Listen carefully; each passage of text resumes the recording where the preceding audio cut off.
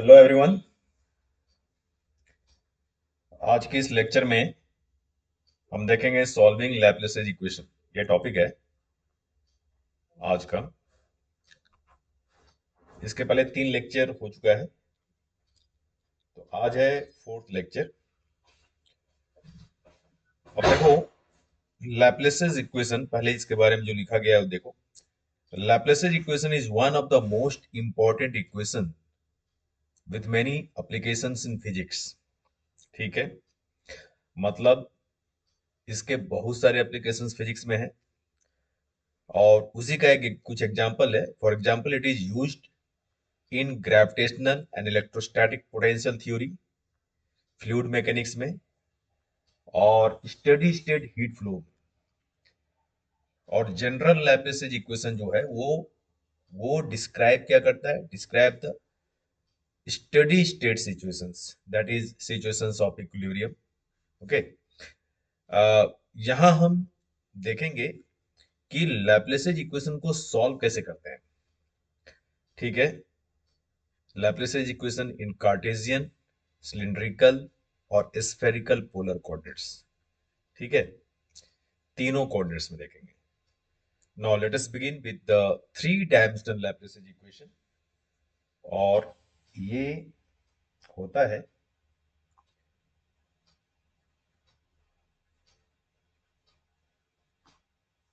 Del square F equals to 0। ठीक है, here we have to learn how to solve the above equation. मतलब इस equation को, ये जो इक्वेशन है, इक्वेशन नंबर 1 मान लो इसे। इस इक्वेशन को हम सॉल्व कैसे करते हैं, यहां पर यही हम सीखेंगे। और तीनों कोऑर्डिनेट्स में, Cartesian, cylindrical and spherical polar coordinates में। तो पहले हम देखेंगे, फर्स्ट टॉपिक है, फर्स्ट पॉइंट, कार्टेशियन कोऑर्डिनेट्स में लैप्लेसेस इक्वेशंस को हम देखेंगे। तो इक्वेशन क्या होगा? Del square upon del x square, del square f upon del x square plus del square f del y square plus del square f del z square equals to 0।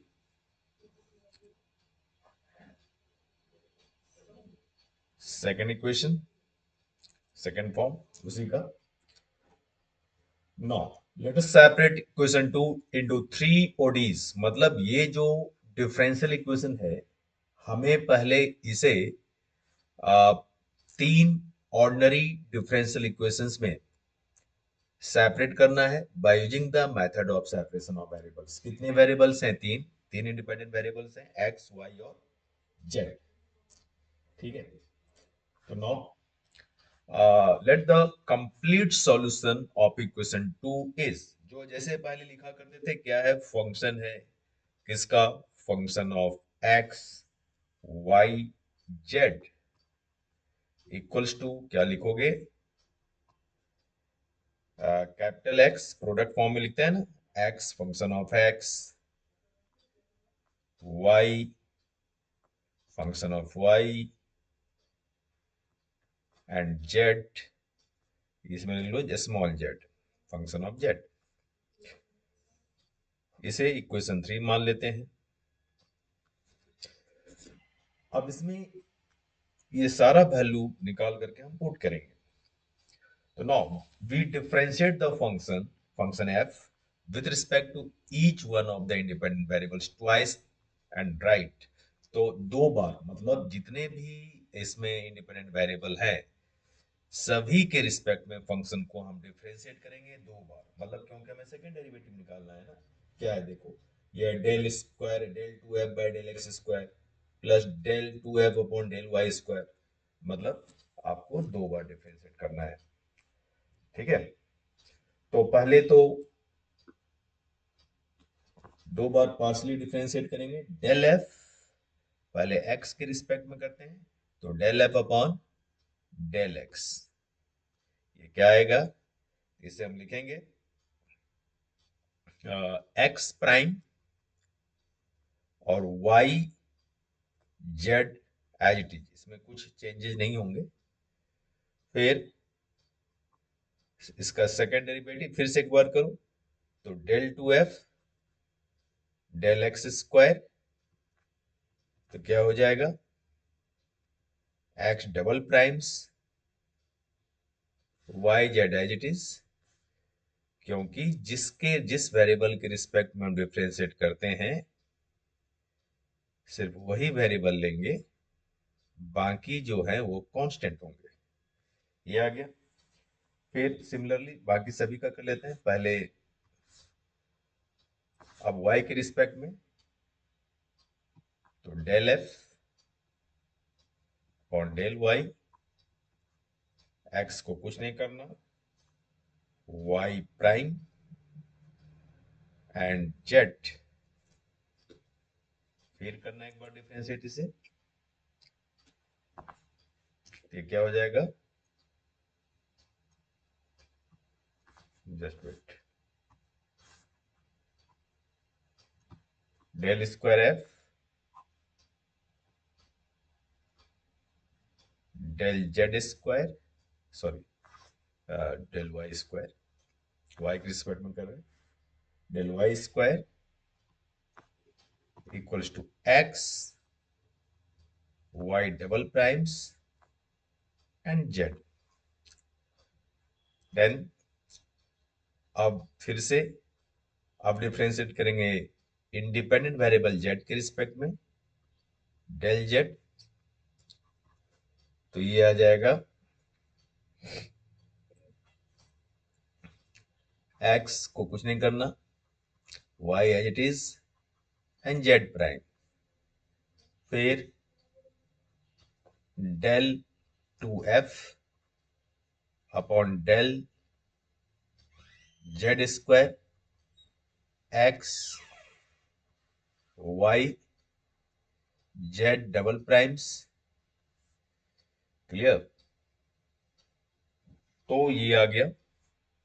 इन सभी को हम मान लेंगे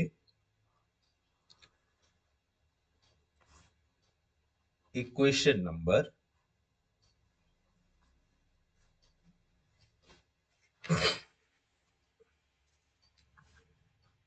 एक मिनट जो, कौन सा इक्वेशन था पीछे? इक्वेशन 3। ओके, तो एक काम करते हैं, इसे ले लेते हैं इक्वेशन नंबर 4a, इसे मान लो equation number 4b,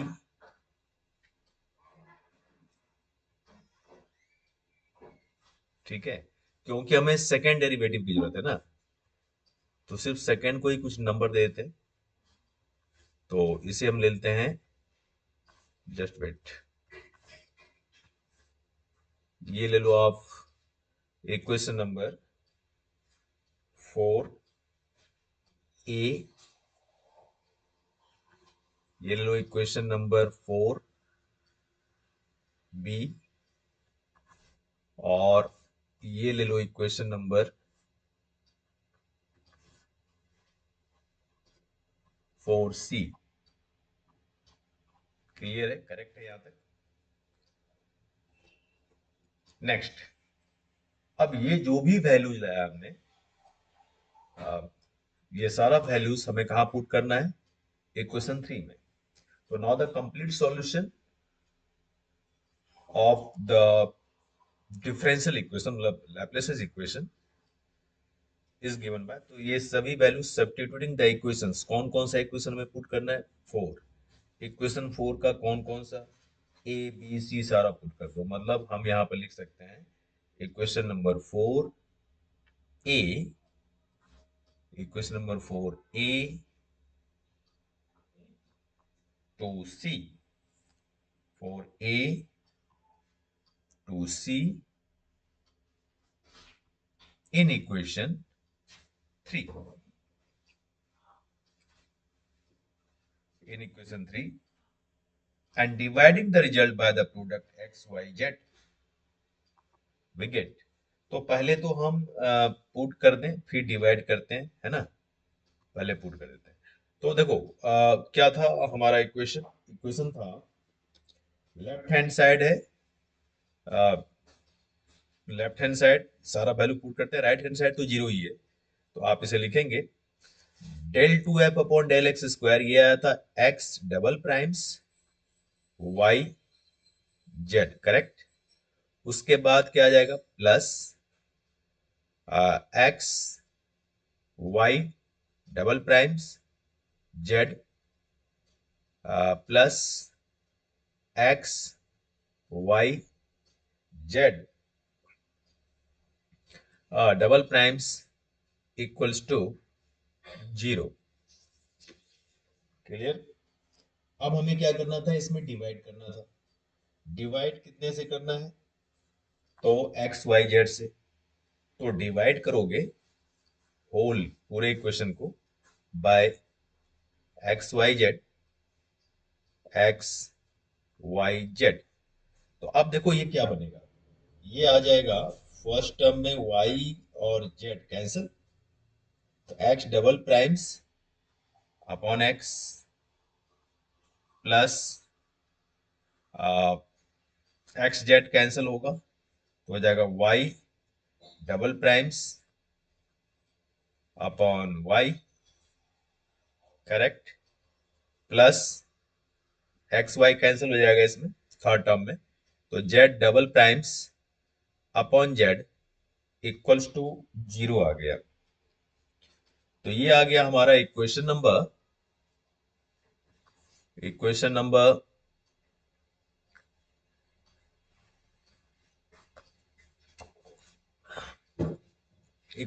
5।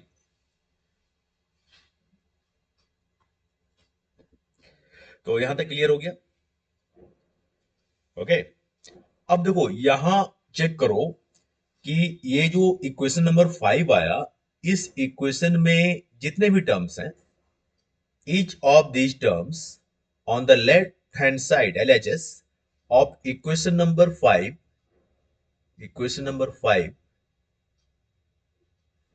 involves three functions। तो एक ये फंक्शन है, एक ये फंक्शन है, एक ये फंक्शन है, ठीक है। तो अब इसे चेक करना कि लेफ्ट हैंड साइड में तीन है। अब एक बार और देखो, जो कि डिपेंड करता है सिंगल वेरिएबल्स पे, एक्स वाई और जेड पे। तो फर्स्ट जो टर्म है वो किस पे डिपेंड कर रहा है, उसका वो एक्स पे कर रहा है, सेकंड वाई पे, थर्ड जेड पे रिस्पेक्टिवली। तो क्योंकि एक्स वाई और जेड ये तीनों इंडिपेंडेंट वेरिएबल्स है, तो ये जीरो के इक्वल तभी होगा जब इस टर्म्स में समझना जरा कि टर्म्स जो है वो इक्वल टू, मतलब कुछ इस तरह से कांस्टेंट के इक्वल होगा। कांस्टेंट कुछ ऐसा होना चाहिए कि उस तीनों कांस्टेंट का सम क्या होना चाहिए, जीरो। मतलब ये भी एक कांस्टेंट लोगे, ये भी एक कांस्टेंट लोगे, ये भी एक कांस्टेंट लोगे, और तीनों कांस्टेंट का सम क्या होना चाहिए, जीरो। अब तीनों कांस्टेंट का सम जीरो तभी होगा ना जब इस तीनों में से कम एक कांस्टेंट नेगेटिव होगा। तो for this at least one of the three separation constant has to be negative, ठीक है। तो अब ये देखो कि किसका, इक्वेशन 5 की मैं बात कर रहा हूं, ठीक है ना। क्लियर। इक्वेशन 5 में जो है ये जो तीनों टर्म है, हमें ये पता है कि फर्स्ट टर्म सिर्फ एक एक्स का फंक्शन है, सेकंड टर्म वाई का फंक्शन है, और थर्ड टर्म जो है जेड का फंक्शन है। एक्स वाई जेड तीनों इंडिपेंडेंट वेरिएबल है, तो तीनों अलग अलग मतलब एक कांस्टेंट के इक्वल होगा। और तीनों कांस्टेंट का सम जीरो होने के लिए उनमें से कोई एक कांस्टेंट नेगेटिव होना चाहिए। तो यहां पर हम क्या किए, we have taken two of these constants, उसमें से दो कांस्टेंट हमने नेगेटिव ले लिया और एक क्या ले लिया, पॉजिटिव ले लिया, ठीक है। दो कांस्टेंट नेगेटिव ले लिया और एक क्या ले लिया, पॉजिटिव ले लिया। तो इट मींस, तो अब it means that we can equate each term to a constant and write the three terms as three ordinary differential equations. तो वो जो तीनों कांस्टेंट है, जैसे मान लो सपोज करो एक कांस्टेंट मैंने ले लिया, जरा मैं रफ इधर लिख रहा हूं साइड में। तो ध्यान देना, जैसे मान लो कि एक कांस्टेंट में ले लिया नेगेटिव, मतलब नेगेटिव कैसे होगा, वो कांस्टेंट नेगेटिव तभी होगा ना जब माइनस के वन स्क्वायर ले ले। समझना, के वन पॉजिटिव हो, इधर के वन इज पॉजिटिव और K one is negative, in both cases K one square will be negative because यहाँ पर माइनस साइन पहले से। अगर देखो सपोज अगर हम के वन ले लेते हैं 2, ओके, तो बताओ के इक्वल टू क्या होगा, ये होगा -4 2 का स्क्वायर। और अगर मैं के वन ले लूं, अगर मैं के वन ले लूं -2, तो भी के इक्वल टू क्या होगा, -4 ही होगा। इससे क्लियर है दोनों केस में, कोई प्रॉब्लम तो नहीं? ठीक है। दूसरा कांस्टेंट जो है, दूसरा जो टर्म है वो ले लो आप -k2 square. Square -k2 square ही लेना है, स्क्वायर में ही लेना है, क्योंकि कांस्टेंट का वैल्यू कुछ भी हो सकता है, पॉजिटिव या नेगेटिव। मान लो अगर k2 ले लें 4, सपोज के 3 ले लो, सपोज k2 3 है, तो k क्या होगा, -9 होगा। और अगर k2 -3 होता तो क्या होता, तो भी 9 होगा, क्योंकि मैंने यहां पर -k2 स्क्वायर मान लिया है कांस्टेंट को। क्लियर हुआ, समझ रहे हो, कोई प्रॉब्लम तो नहीं? तो इसलिए ऐसा करते हैं, ठीक है, स्क्वायर लेना पड़ता है हमें। उसी तरह अगर थर्ड की बात करें, तो थर्ड दो नेगेटिव, मैंने क्या कहा, दो नेगेटिव ले लिया और एक पॉजिटिव, तो थर्ड कांस्टेंट ले लो, थर्ड कांस्टेंट के ले लो, तो के इक्वल टू k3 स्क्वायर ले लो। तो k3, इधर k3 इज पॉजिटिव और नेगेटिव, के will always be positive, okay. तो मतलब अब इससे भी एक्सप्लेन कर ही देते हैं। मान लो k3 जो है वो है सपोज 1 है, ठीक है, तो बताओ k कितना होगा, तो k होगा 1 होगा, 1 का स्क्वायर 1। उस तरह से अगर k3 मान लो हम ले लेते हैं -1, तो k क्या होगा, तो -1 का स्क्वायर, ये भी 1 ही होगा। तो ये एक तरीका है कांस्टेंट को सिलेक्ट करने का, कांस्टेंट लेने का, और हमें अब आपको समझ में आ गया होगा ये चीज, ठीक है। तो अब यहाँ पे तीनों जो ऑर्डिनरी डिफरेंशियल इक्वेशंस हम लिखेंगे, तो वो कैसे लिखेंगे, क्या लिखेंगे, अब आपको समझ में आ गया। तो फर्स्ट जो डिफरेंशियल इक्वेशन है वो हम लिखेंगे x double primes upon x, okay. ये किसका फंक्शन, सिर्फ एक्स का फंक्शन है, इंडिपेंडेंट वेरिएबल क्या है, स्मॉल एक्स, इसका फंक्शन है। और इसे हमने ये जो आया, इसे हम कैसे ऐसे भी तो लिख सकते हैं, half, sorry 1/x into second derivative of x del x square, इसी को मैंने लिखा है ऐसे। अब ये इक्वल टू क्या लेना है हमें, तो मैंने कांस्टेंट क्या माना है, -k1 स्क्वायर ले लिया है कांस्टेंट। क्लियर गाइस, ठीक है, इधर ये मैंने रफ वर्क किया हुआ है, तो ये आ गया। तो इसे आप इक्वेशन नंबर मान लो, ऊपर कितना नंबर इक्वेशन था, 5 तक आ गए हम लोग, इसे मान लें आप इक्वेशन नंबर 6 मान लेते हैं, 6, 6a ले लो, ठीक है।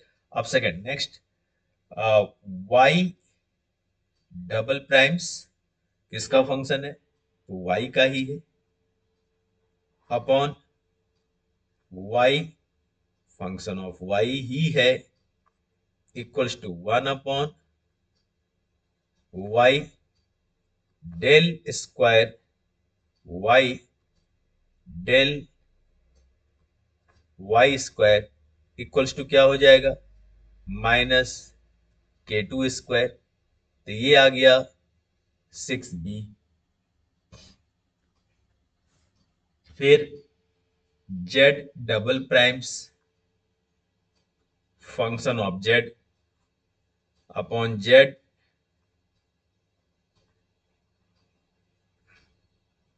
यही था ना हमारा थर्ड टर्म। थर्ड टर्म किसका फंक्शन है, वेरिएबल क्या है, z है, इंडिपेंडेंट वेरिएबल। ये आ जाएगा 1/z del square z upon del z square equals to क्या आ जाएगा, कांस्टेंट क्या लिए हैं थर्ड वाला, k3 स्क्वायर, तो ये आ गया 6c। ये तीन इक्वेशन मैंने लिख दिया यहाँ पे, ठीक है। अब आगे तो देखो ये जो तीनों इक्वेशन आया, जस्ट वेट, हाँ, तो ऑफ कोर्स इन तीनों का सम क्या होगा, तीनों कांस्टेंट का सम क्या होगा, जीरो होना चाहिए ना, जीरो होगा, बिल्कुल जीरो होगा। मतलब माइनस क्या क्या कांस्टेंट था देख लो जरा, जस्ट वेट, ये आया था हमारा, तो एक तो था फर्स्ट वाला कांस्टेंट -k1 स्क्वायर, फिर सेकंड कांस्टेंट था -k1 square, sorry k2 square, और थर्ड था k3, तो +k3 स्क्वायर, ये तीनों लिए थे, इक्वल्स टू क्या हो गया, जीरो। तो मतलब ऐसा क्यों हुआ, मतलब ऐसा क्यों लिए हम, ताकि जो इक्वेशन नंबर 5 था, इक्वेशन नंबर 5, हाँ 5, इसका सम क्या हो जाए, जीरो हो जाए। दिख रहा है इक्वेशन 5 स्क्रीन पे आपके सामने है, तो इसका सम क्या हो जाएगा, जीरो हो जाएगा। तो equation for equation 5 to hold,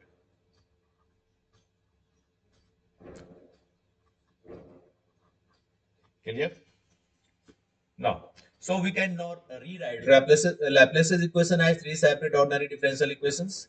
मतलब जो हमने थ्री सेपरेट जो डिफरेंशियल इक्वेशन लिखा था, देखो यहाँ पे 4a 4b 4c, और उसके बाद यहाँ पर इक्वेशन 5 बनाए थे एक्स डबल प्राइम्स, फिर हम 6a 6b 6c लिखे थे।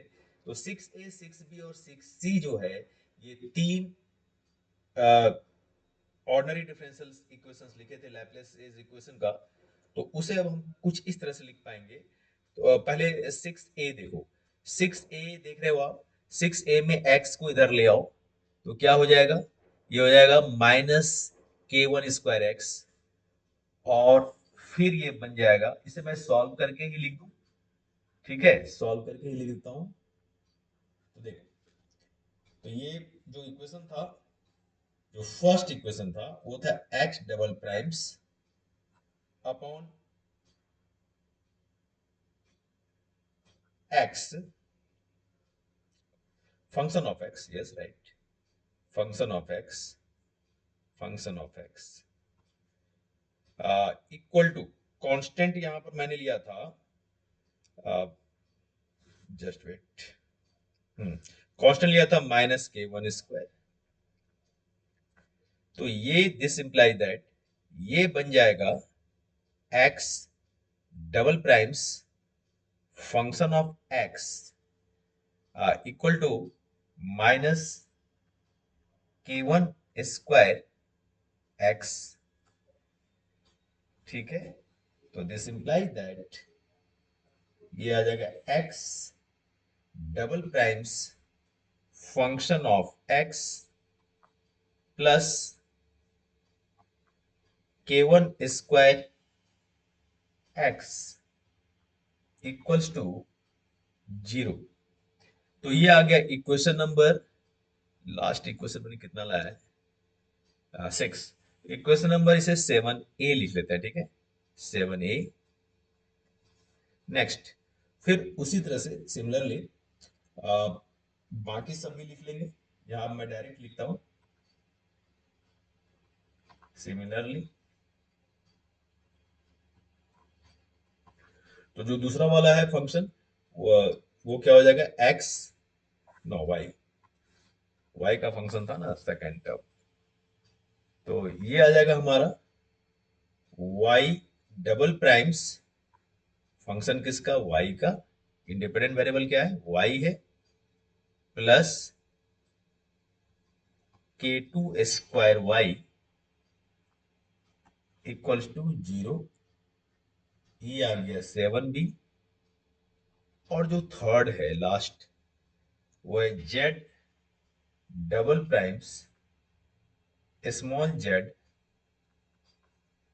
और क्योंकि देखो इसका जो है वो पॉजिटिव है, जो थर्ड कांस्टेंट हम लिए थे पॉजिटिव था, k3 स्क्वायर, तो लेफ्ट हैंड साइड आएगा तो माइनस हो जाएगा, नेगेटिव हो जाएगा, करेक्ट। ये क्या हो जाएगा, k3 square z equals to function of z. ये भी लिखना है, नहीं भी लिखोगे तो ये अंडरस्टैंडिंग है। तो ये हो गया स्मॉल जेड इक्वल्स टू 0, तो ये आ गया 7c। अब ये जो तीन इक्वेशन आपके सामने है, 7a 7b 7c, ये तीनों इक्वेशन क्या है, ये तीनों separation, method of separation of variables use करके हमने क्या किया, तीन ऑर्डिनरी डिफरेंशियल इक्वेशंस में कन्वर्ट कर दिया। किसे, लैप्लेसेस डिफरेंशियल इक्वेशन को, पार्शियल डिफरेंशियल इक्वेशन को। तो पीडीई, जो लैप्लेसेस इक्वेशन पीडीई फॉर्म में था, उसे मैंने क्या कर दिया, थ्री ओडीईज इक्वेशन में सेपरेट कर दिया, करेक्ट। Ordinary differential equation. अब ये तीनों इक्वेशन को, इन तीनों इक्वेशंस को हमें सॉल्व करना है। अब इसका सॉल्यूशन करना है। तो solutions of this ordinary equations, तो पहले हम फर्स्ट इक्वेशन सॉल्व करेंगे, फिर सेकंड, फिर थर्ड। ओके, तो पहले फर्स्ट से स्टार्ट करते हैं। तो वी हैव, सबसे पहले फर्स्ट इक्वेशन स्टार्ट किया जाए, तो हम सॉल्व करने जा रहे हैं solution, solution of ordinary differential equation, equation 7a। ठीक है, सॉल्व किया जाए। तो इक्वेशन क्या है पहले वो लिख लेते हैं।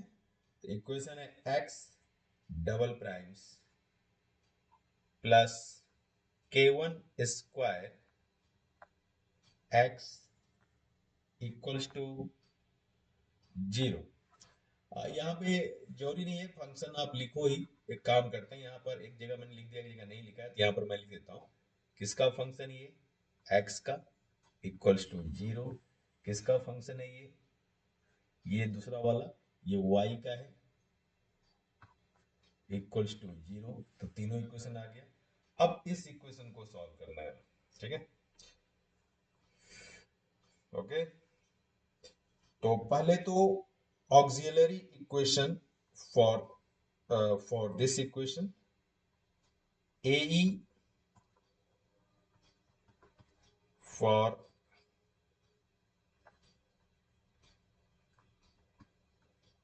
the above equation, for the equation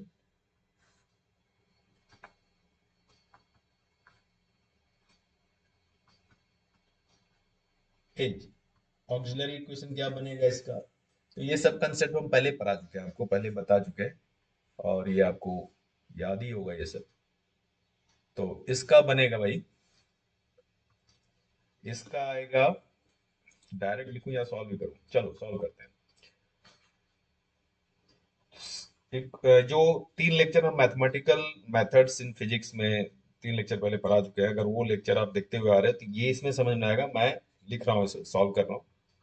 किस फॉर्म लिखेंगे, अब देखो यहाँ पर क्या है, x double primes plus k1 square x equal to 0। तो एक्स डबल डैश की जगह यहाँ पर क्या लिखोगे, M square plus k1, constant है k1 square equal to 0। Correct हो गया, समझ आ गया होगा, जिसने पिछला लेक्चर देखा होगा उसे समझ में आ जाएगा। इक्वल्स टू क्या होगा, माइनस k1 स्क्वायर। अब इसका, इसमें हमें m की वैल्यू निकालनी है, तो m की वैल्यू क्या होगी, देखो यहाँ पर हम लगाते हैं, आयोटा याद होगा आपको, -1 का वैल्यू, -1 का वैल्यू क्या होता है, -1 का वैल्यू क्या होता है, आयोटा स्क्वायर। यहाँ पर क्या होगा, आयोटा स्क्वायर k1 स्क्वायर। तो ये इमेजनरी क्वांटिटी आ गया, इमेजनरी नंबर है ना। तो अब ये आ गया इतना। अब इसका बताओ क्या होगा, रूट लेंगे तो स्क्वायर रूट कर दो बोथ साइड्स, तो m इक्वल टू क्या हो जाएगा, प्लस माइनस आयोटा k1। तो m की दो वैल्यू आ गया, एक प्लस आई k1 और एक माइनस आई k1। अब इसका CF लिखेंगे, कॉम्प्लीमेंट्री फंक्शन, CF। CF क्या होगा, तो CF हो जाएगा x equals to a sine, a constant है ना, सॉरी, a cos ये होता है ए कॉस, क्या है constant k1, a cos k1x plus B sine, b constant है, बी साइन k1x। तो ये निकल गया फर्स्ट का सॉल्यूशन, इक्वेशन फर्स्ट का solution, first ordinary differential equation का, उसके लिए। तो इसे मान लो इक्वेशन नंबर कितना होगा, नंबरिंग करते आ रहे हैं ऊपर से, ये आ गया 8, ये आ गया 8, equation number 8।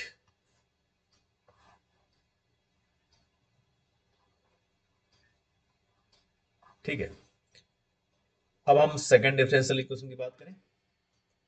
No, solution of 7b,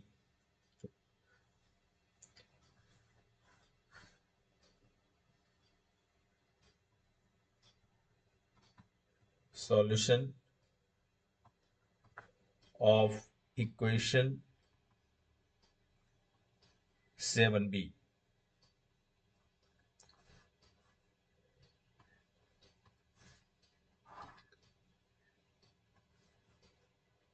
तो इक्वेशन है y, just wait, capital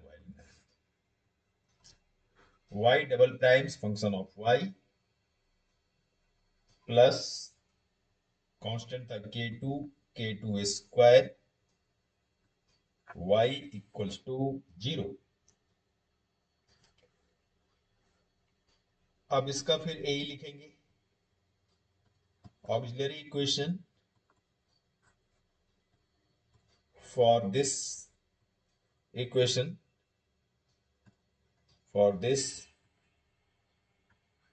ordinary differential equation is, अब ये क्या होएगा, देखो y डबल प्राइम्स क्या हो गया, m square plus k square k2 equals to 0। Again ये बन जाएगा इमेजिनरी क्वांटिटी, देखो एम स्क्वायर इक्वल टू क्या होगा, माइनस k2 फिर उसी तरह लिखेंगे m square equals to minus, minus अब -1 की जगह पर क्या पुट करते हैं, आयोटा स्क्वायर, ये हो गया आयोटा स्क्वायर, स्क्वायर ठीक से नहीं लिख पाए, स्क्वायर k2। तो फिर स्क्वायर रूट ले लो बोथ साइड्स, ये हो गया प्लस माइनस आयोटा स्क्वायर, ओ सॉरी, तो आयोटा k2 आ गया। अब यहाँ फिर m की वैल्यू आ गया प्लस आई k2, है ना, iota k2 minus iota k2। अब CF लिखते हैं, CF कॉम्प्लीमेंट्री फंक्शन, तो ये बन जाएगा हमारा y equals to cos of k2 y and plus c constant ले लो, यहाँ पर कांस्टेंट c लेते हैं, जस्ट मिनट, इसे मैं स्मॉल c लिख दूं पहले, कैपिटल C कांस्टेंट ले रहे हैं, and d of sine d sine k2y, clear. तो इसे ले लो इक्वेशन नंबर,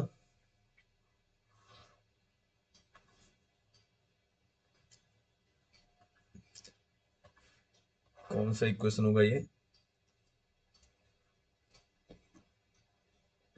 याद नहीं आ रहा है, equation number 9, yes, equation number 9 पे आ गए हम लोग। Next, no solution,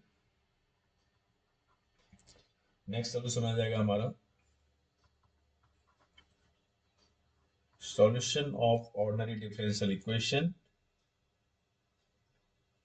7c,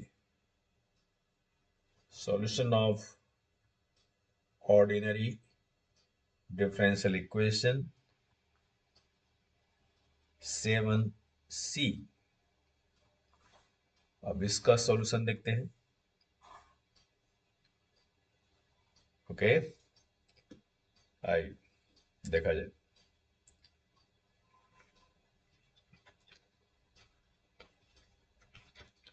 just wait.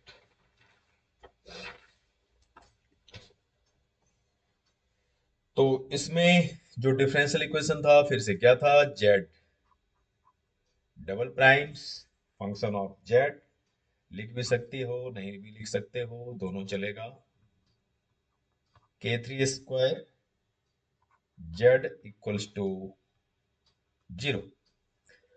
अब यहां पर फिर इसका लिखेंगे A E, auxiliary equation for for this different ordinary differential equation, this auxiliary equation of this ODE is, अब Z square Z sorry Z double prime से M square minus k3 square equals to क्या होएगा, 0।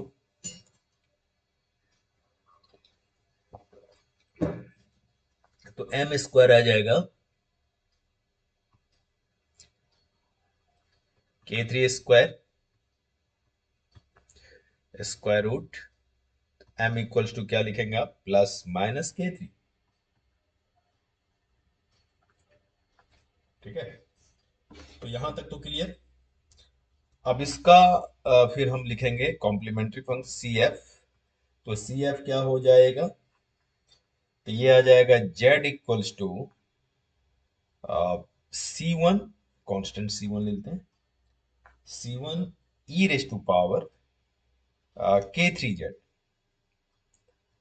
ई raise to power k3 z plus C3 e raise to power minus k3 z. Clear. तो फिर ये होगा, इसे solve करोगे तो ये आएगा C1 cos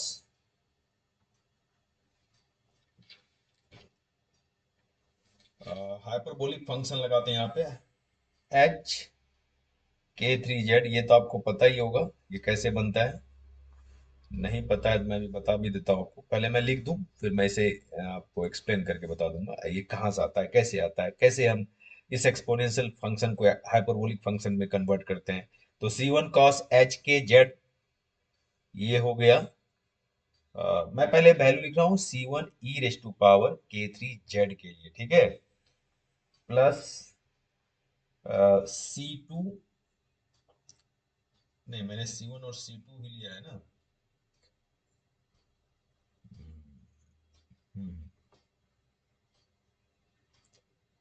just wait just wait. तो पहला कांस्टेंट हमारा C1 है। अच्छा मैंने C3 लिख दिया है गलती से बाय मिस्टेक, सॉरी। तो ये है C2। ओके, तो पहले हम वैल्यू लिख रहे हैं इसका, ये जो एक्सपोनेंशियल फंक्शन है इसे हम हाइपरबोलिक टर्म्स में लिख रहे हैं, फंक्शन के टर्म्स में लिख रहे हैं। तो ये हो जाएगा, क्या आ गया, cos C1 cos h k z,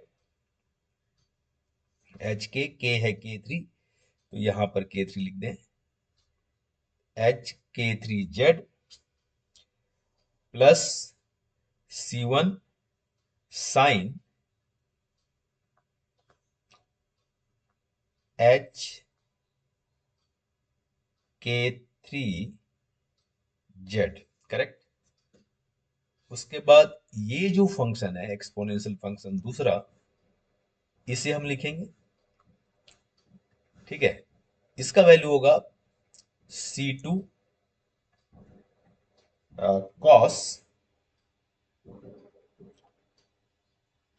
H k3 Z minus हो गया यहाँ पे, ठीक है, minus C2 sine h k3 z. Okay, C2 sine h K3Z। Clear? ये दिख रहा है आपको? एक काम करता हूं, मैं नीचे लिख देता हूँ, शायद ये दिख नहीं रहा होगा। Minus C2 sine hyperbolic K3Z। अब देखो यहाँ पे कॉस वाले को एक साथ लिख लेते हैं, तो ये हो जाएगा C1। कॉस फंक्शन जो है वो कॉमन है, तो उसे कॉमन ले लो, cos H hyperbolic K3Z,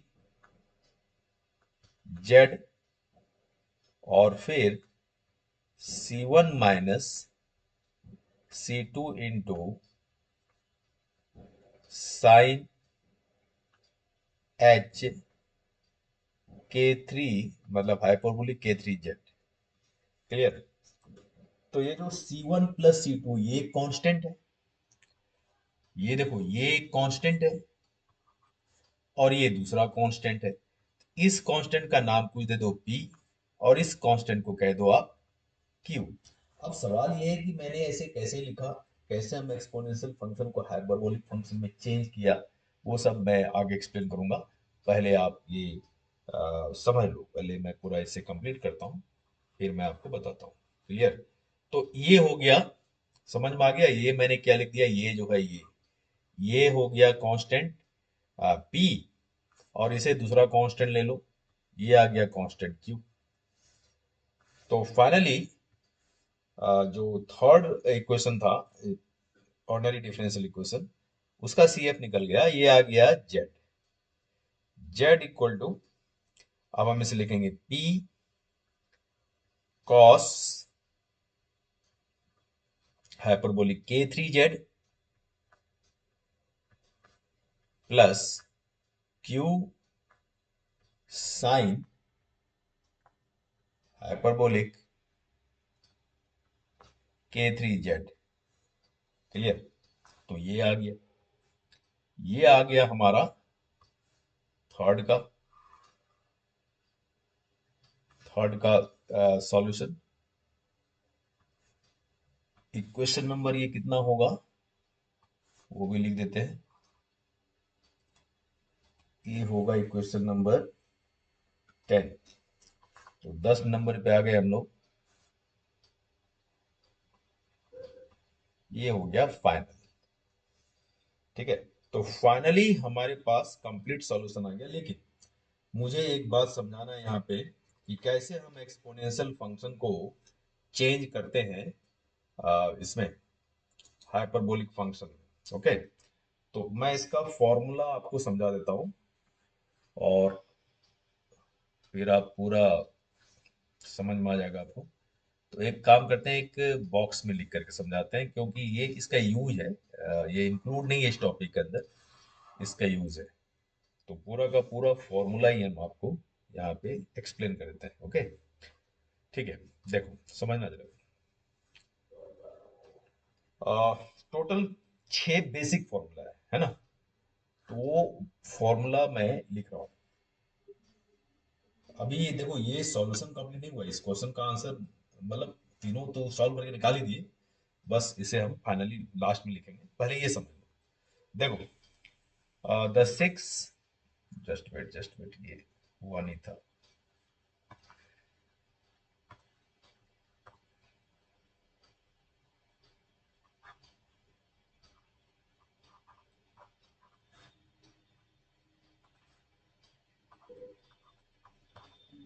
the 6 basic hyperbolic functions,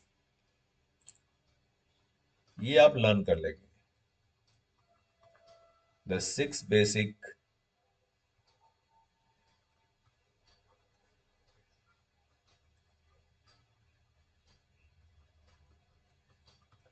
hyperbolic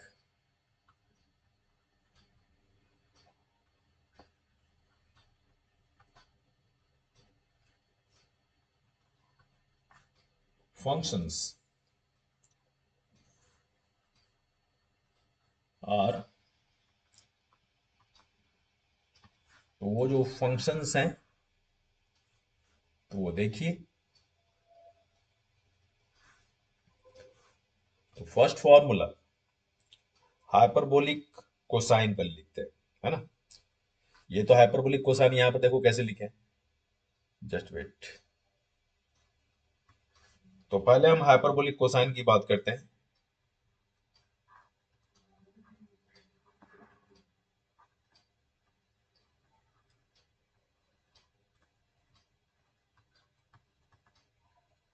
hyperbolic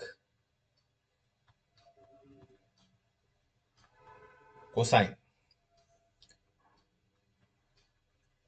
of x, hyperbolic cosine of x जरा देखो, ये मैं लिख रहा हूं। जैसे हाइपरबोलिक कोसाइन ऑफ एक्स लिखोगे उसी तरह से हाइपरबोलिक कोसाइन ऑफ जेड लिखोगे उसी तरह से हाइपरबोलिक कोसाइन ऑफ वाई लिखोगे, ठीक है। तो ये होता है कॉस एच, मतलब हाइपरबोलिक कोसाइन ऑफ एक्स, ये पढ़ते हैं इसे कॉस एच एक्स, मतलब हाइपरबोलिक कोसाइन ऑफ एक्स। और ये इक्वल टू होता है E X plus E raise to power minus x upon two. ये हो गया एक फॉर्मूला। सेकंड क्या होगा, ये होगा hyperbolic sine of x, hyperbolic sine of x.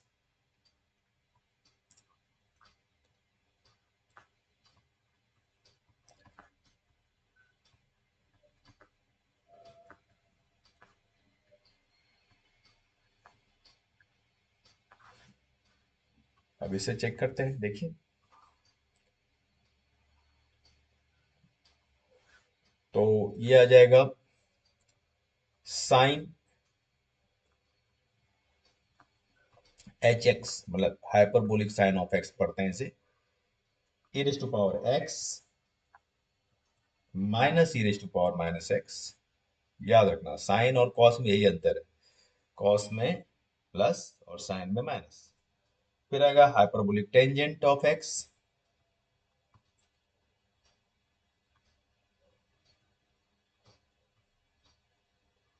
अगर हाइपरबोलिक साइन ऑफ वाई होगा तो क्या लिखोगे, बस एक्स की जगह पे वाई लिख देंगे। हाइपरबोलिक टेंजेंट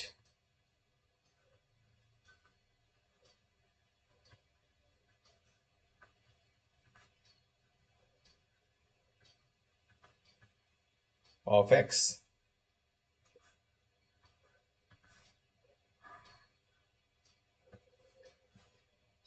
ये होगा tan hyperbolic tangent of x equal to, तो ये हो जाएगा sine, hyperbolic sine of x upon hyperbolic cos of x. Okay, ऊपर से सारा वैल्यू पुट कर दो, टू टू कैंसिल हो जाएगा, तो ये क्या आ जाएगा, एक्सपोनेंशियल फंक्शन। ऊपर आ जाएगा minus e x, e raise to power x minus e raise to power minus x upon e raise to power x plus E raise to power minus x. Clear. Then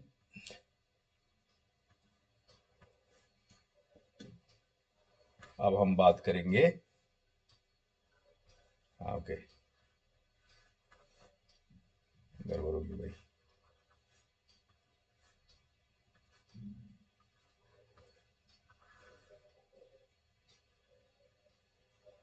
तीन formula और इसका reciprocal, अब वो देख लेते हैं।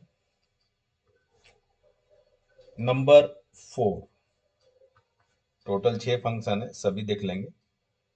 Hyperbolic cot,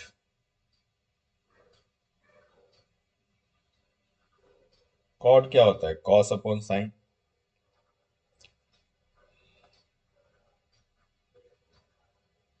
hyperbolic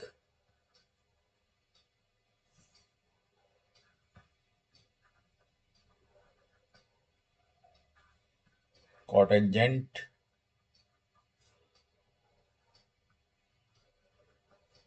of x, hyperbolic cotangent of x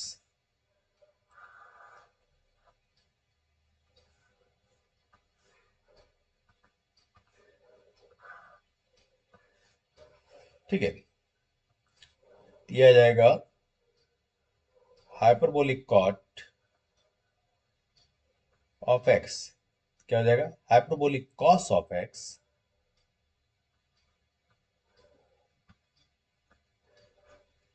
upon hyperbolic sine of x,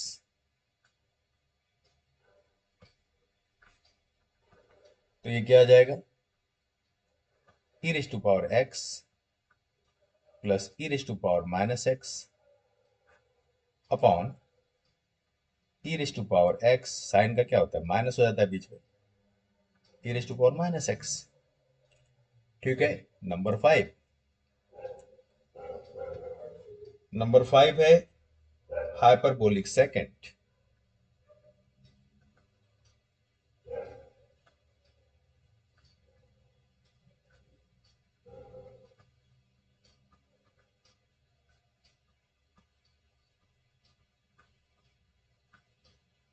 of x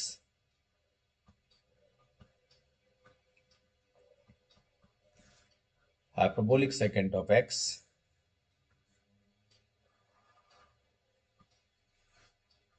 तो ये आ जाएगा hyperbolic sec of x equals to reciprocal of hyperbolic cos of x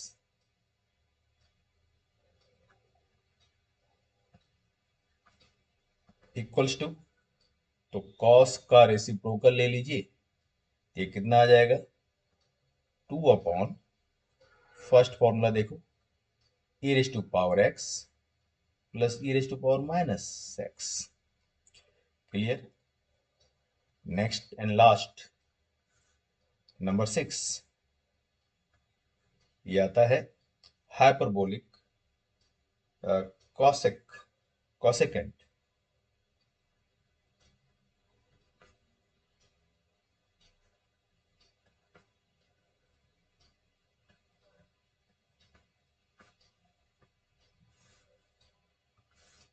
just wait, hyperbolic कॉसेकेंट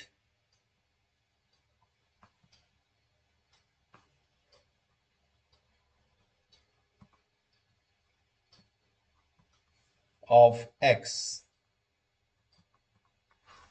अब ये क्या हो जाएगा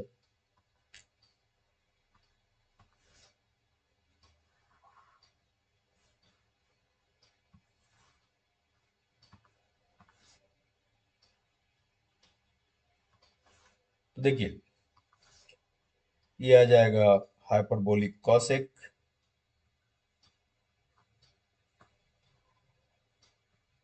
of x, तो रेसिप्रोकल ऑफ साइन आ जाएगा 1 upon sine hyperbolic sine of x, और ये हो जाएगा 2 अपॉन सेकंड फॉर्मूला देखो उसे पलट दो 2 upon e raise to power x minus e raise to power minus x. ये मैंने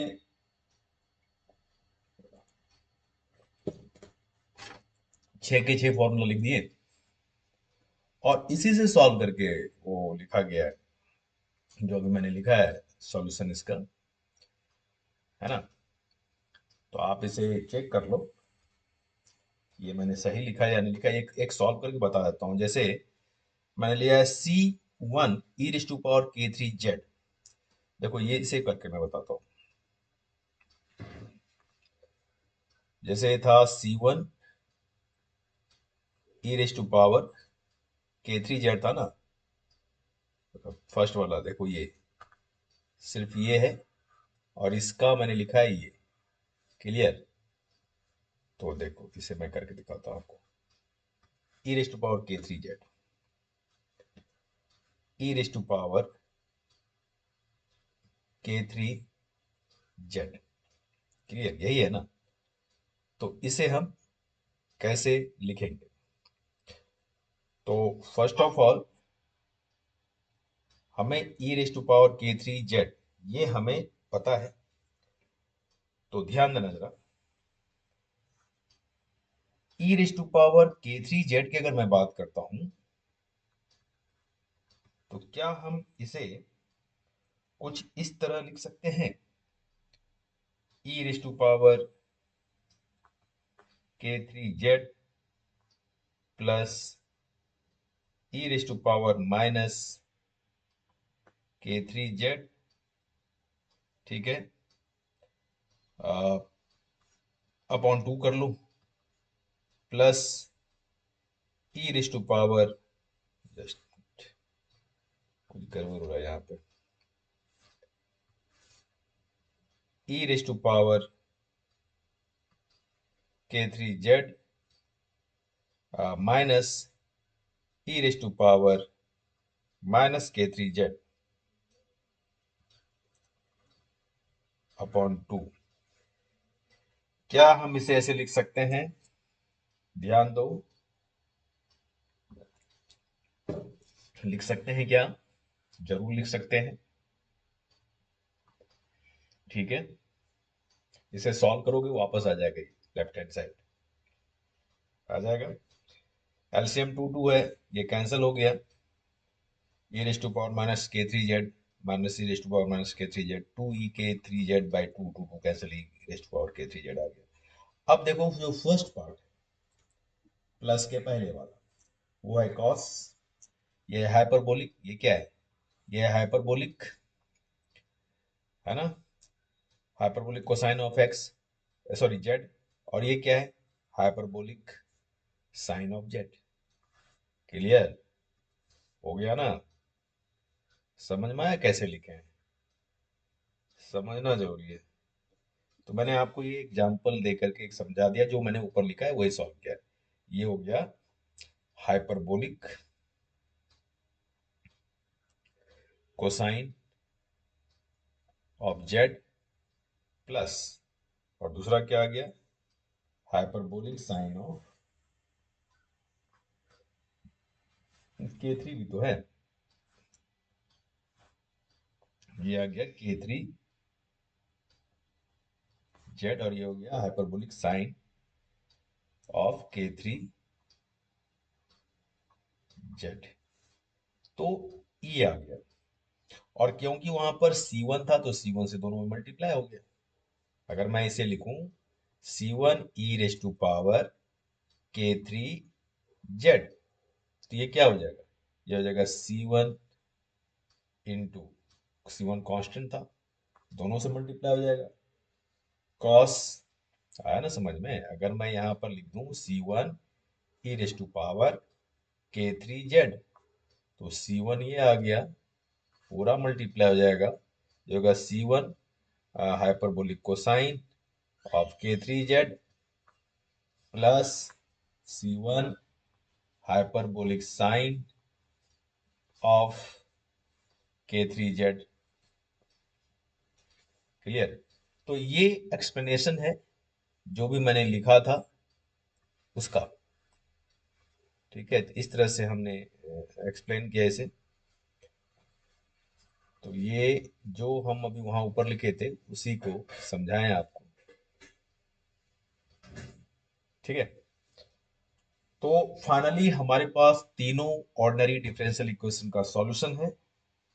उसे हम एक बार समराइज करके तीनों को एक साथ लिख दें, लिख दिया जाए, तीनों को एक साथ लिख देते हैं। इक्वेशन कौन कौन सा था? एक तो 8 9 10, ओके। तो ये आ गया हमारा।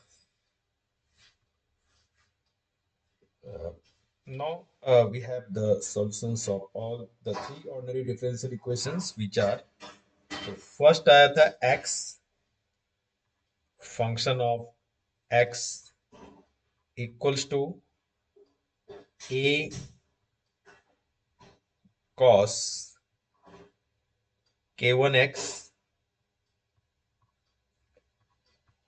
प्लस बी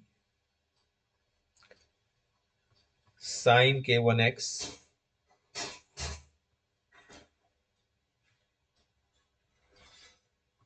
मैंने साइन नीचे 1 लिख दिया है, k1x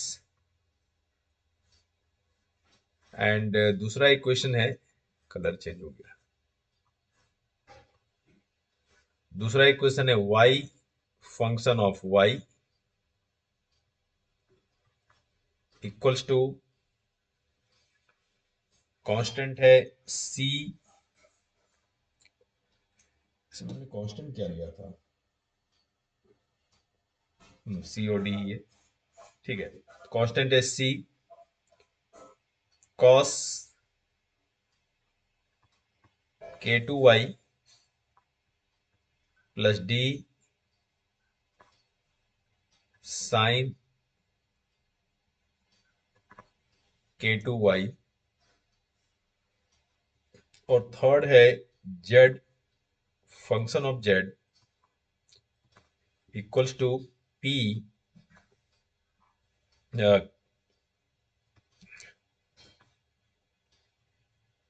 hyperbolic cosine of hyperbolic cosine of k3z, okay, plus q hyperbolic sine of k3z, okay. तो ये कंप्लीट तीनों का जो सॉल्यूशन है डिफरेंशियल इक्वेशन का, वो हमने यहाँ पर ले आया। ऊपर जो दो बॉक्स है वो सिर्फ एक्सप्लेनेशन है, जो भी मैंने एक्सप्लेन किया, जो भी थ्योरी था उसे समझाने के लिए मैंने फॉर्मूला लिखा है, ऊपर का फॉर्मूला है, ये लैप्लेस इक्वेशन का सॉल्यूशन है ना। अब देखो, हाँ यहाँ पर ये चीज मैं मेंशन कर दूं,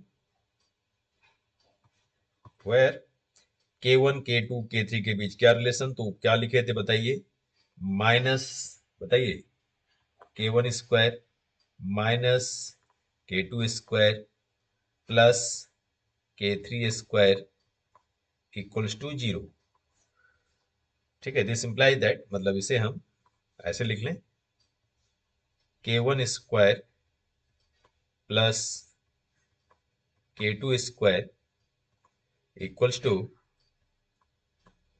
k3 स्क्वायर, ठीक है।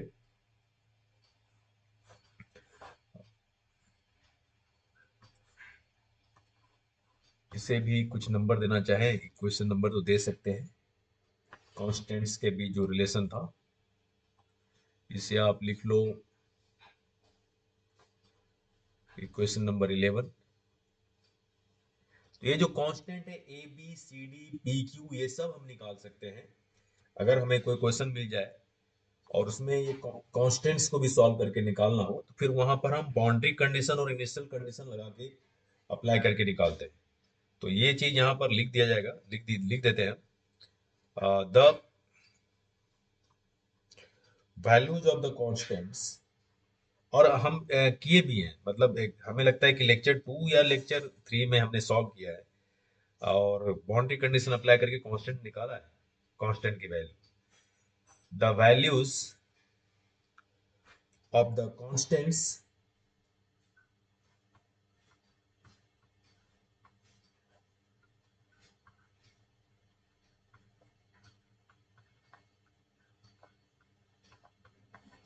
Of the constants a b c and d, ठीक है। दो और है, a b c d p और क्यू भी तो है, a b c d p and q are determined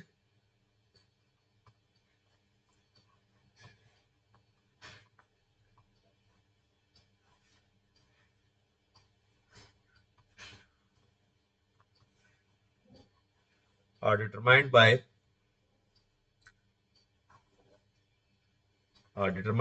the boundary conditions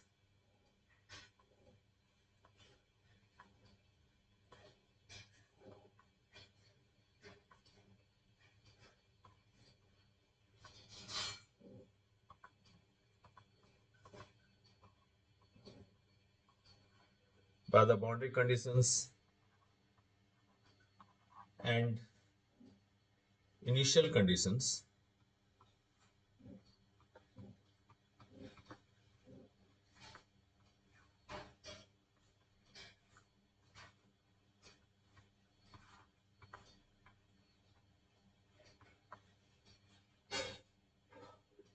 that apply in any given physical problem. That apply in any given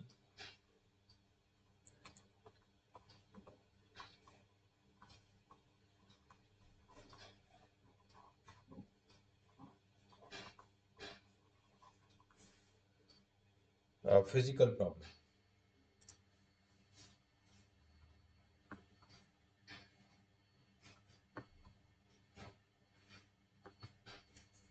तो ये कंप्लीट है, ये topic complete हो गया।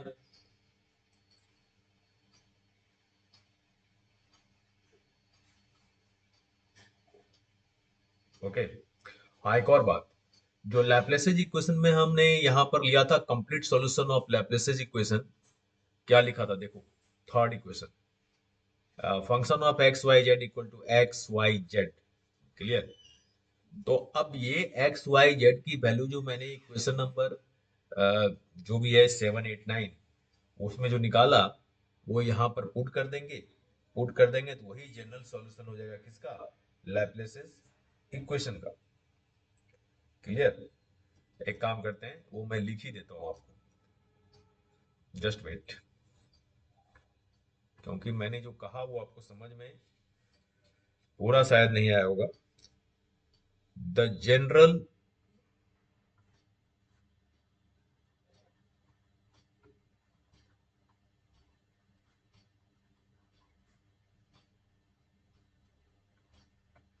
solution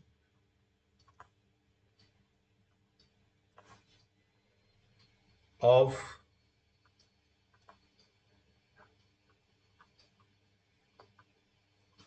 the Laplace equation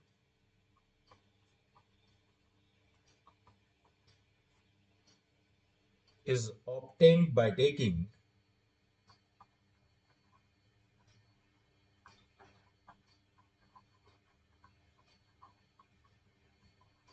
is obtained by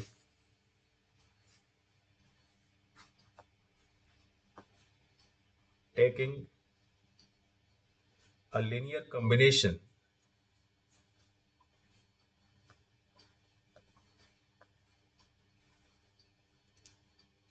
a linear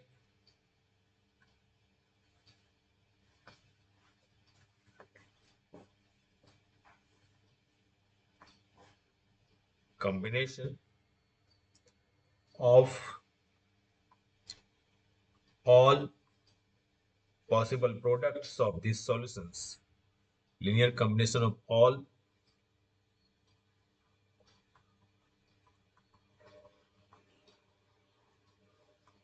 possible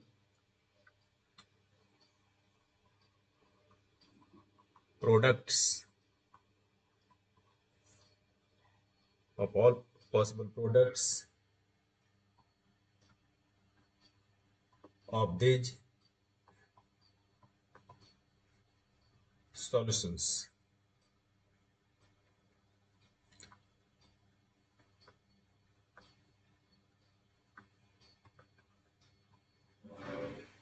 इसका मतलब क्या हुआ, इसका मतलब ये हुआ कि जितने भी बाउंड्री कंडीशन और इनिशियल कंडीशन अप्लाई करके क्वेश्चंस में एक्स वाई और जेड, मतलब 8 9 10 इक्वेशंस का जो भी वैल्यू आएगा, एक्स की वैल्यू, वाई की वैल्यू और जेड की वैल्यू, ये सभी हम कहाँ पुट कर देंगे? इन सबको हम पुट कर देंगे इस इक्वेशन में, जो इक्वेशन नंबर 3, थर्ड इक्वेशन। तो वही होगा final complete solution of Cartesian coordinates. अगर हम जनरल लिखें, इन जनरल, तो एक्स वाई और जेड की वैल्यू जो भी लाए हो यहाँ पे पुट कर दो, ये जो प्रोडक्ट फॉर्म में है। तो वही कंप्लीट, मैंने क्या लिखा है यहाँ पे, let the complete solution of equation number 2। तो एक्स वाई और जेड की वैल्यू निकाल दिए, तो एक्स वाई जेड की वैल्यू यहाँ पुट कर दो, तो वही हो गया जनरल सॉल्यूशन। लेकिन जब हमें क्वेश्चंस मिलता है तो उसमें बाउंड्री कंडीशंस और इनिशियल कंडीशन दिया रहता है कई बार। तो बाउंड्री कंडीशंस और इनिशियल कंडीशंस अप्लाई करके एक्स वाई और जेड की जो भी पॉसिबल वैल्यू होगा वो निकालेंगे और इक्वेशन 3 में पुट कर देंगे, तो वो फाइनल सॉल्यूशन हो जाएगा। ठीक है, क्लियर? अभी आप लिख सकते हो the complete solution of these equations. तो जो लाए हो value general x Y z का, वही पुट करना पड़ेगा अभी आपको।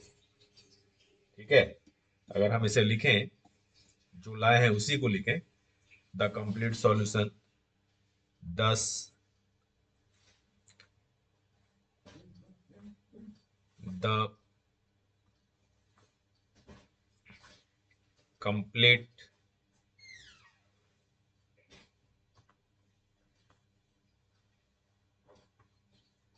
सॉल्यूशन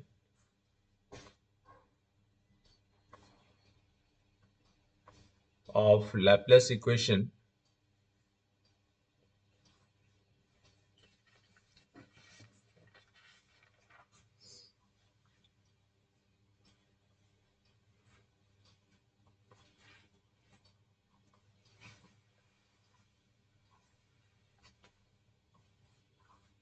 इज, आप लिखोगे फंक्शन ऑफ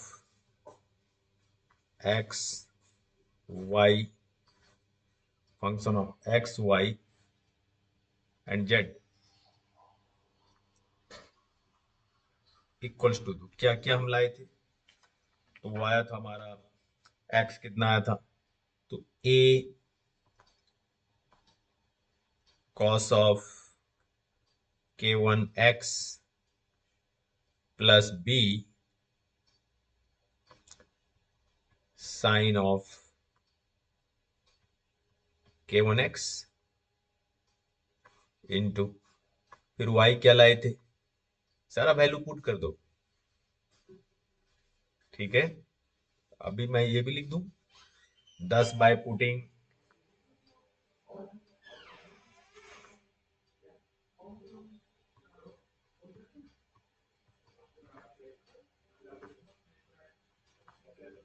इक्वेशंस, कौन कौन सा इक्वेशन था देखो, इक्वेशंस 8 9 10 है ना, हाँ, x Y z 8 9 10, 8 9 and 10 in equation. Complete solution कौन सा इक्वेशन लिखे थे हम? इक्वेशन 3 था शायद, देखो कहाँ लिखे हैं, इक्वेशन 3, राइट। तो ये आ गया हमारा in equation 3 we get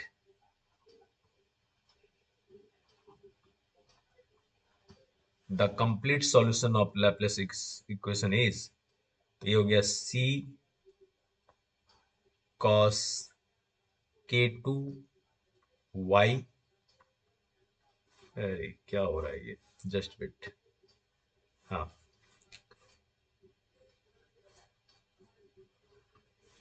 cos k2y plus d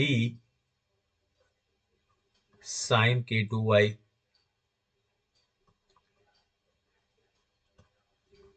into, last लाए थे p, हाइपरबोलिक फंक्शन था ना, p cos, hyperbolic cos k3z plus q sine hyperbolic sine of k3z। Clear. तो अभी तो जो हमने जनरल सॉल्व किया, जनरल सॉल्यूशन जो भी निकाला हमने, उसी को पुट कर दिया इसमें। तो यही हो गया लैपलेसेस का सॉल्यूशन, कंप्लीट सॉल्यूशन। बट जब हमें क्वेश्चंस मिलेंगे आगे, हम क्वेश्चन सॉल्व करेंगे जो हमारे इसमें जो दिया है, सेल्फ असेसमेंट क्वेश्चंस या फिर टर्मिनल क्वेश्चंस जो दिया गया है, या कुछ एग्जांपल्स हैं, ठीक है, बुक में। तो वो जब सॉल्व करोगे तो वहां पर बाउंड्री कंडीशंस दिया रहेगा, तो बाउंड्री कंडीशंस अप्लाई करके जो भी पॉसिबल सॉल्यूशंस बनेगा उसे हम यहाँ पुट करेंगे। ठीक है। तो अब देखो ये कंप्लीट हो गया ये टॉपिक लैपलेसेस का। कार्टेशियन कोऑर्डिनेट्स के लिए हमने सॉल्व कर लिया, तो ये टॉपिक फिनिश्ड। अब हम पढ़ेंगे नेक्स्ट लेक्चर में नेक्स्ट टॉपिक। हाँ, मैं ये कह रहा था कि जो 2 साल, 2 बार पेपर हो चुके हैं, इन पेपर्स का सॉल्यूशंस मैं साथ साथ कराता जाऊंगा। मतलब क्वेश्चंस जो प्रीवियस क्वेश्चंस आ चुके हैं, जैसे अभी हम पढ़ रहे हैं मैथमेटिकल मेथड्स इन फिजिक्स।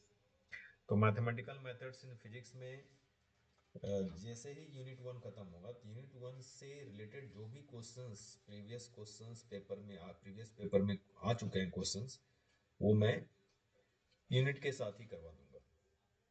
ठीक है। ओके। दूसरी बात, अब मैं रिटर्न जो भी मैं लिखूंगा क्वेश्चंस का सॉल्यूशन, उसका मैं फोटो शेयर कर दूंगा उस सॉल्यूशन का अपने टेलीग्राम चैनल पे। फिजिक्स प्रेमी के नाम से टेलीग्राम चैनल है, तो आप उसे ज्वाइन कर लें। उसमें आपको सॉल्यूशन मिल जाएंगे, पहले मैं उसी में शेयर कर दूंगा। ठीक है, मतलब उसमें रिटर्न जो होगा हमारा, जो मैं लिखूंगा सॉल्यूशंस अपने पेपर पे, उस पेपर का फोटो खींच करके मैं शेयर कर दूंगा टेलीग्राम चैनल पे। चैनल का नाम है फिजिक्स प्रेमी। ठीक है। और दूसरा, सॉल्यूशन आपको सॉल्व करता हुआ वीडियो भी मिल जाएगा यूट्यूब चैनल पे। ठीक है। क्लियर। मैंने अपने चैनल में थोड़ा चेंज किया है, फिजिक्स प्रेमी एलजी लगा दिया है साथ में किसी वजह से। ठीक है। तो आप इस चीज का ध्यान रखेंगे, फिजिक्स प्रेमी एलजी है लास्ट में।